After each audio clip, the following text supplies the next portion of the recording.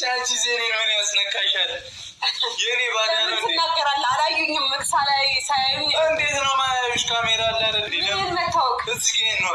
የቱ ጋር እዚህ የቱ ጋር ይሄው እዚህ ምን ሴት ልጅ አሁን እሱ ጋር ምን ትነካለች? ባለጌ እና ምን ለምንከሽ ነው ባለጌ። ለማንኛውም ጋይስ መልካም ጊዜ ነው። ለማንኛውም ፋሚሊ አርሰናል ዋንጫ በልቷል። ይመቸን እንችላለን። ይሄ ቆንጆጂና ታላቢ ማለት በቅርሱ ላይ ነው ስንሽ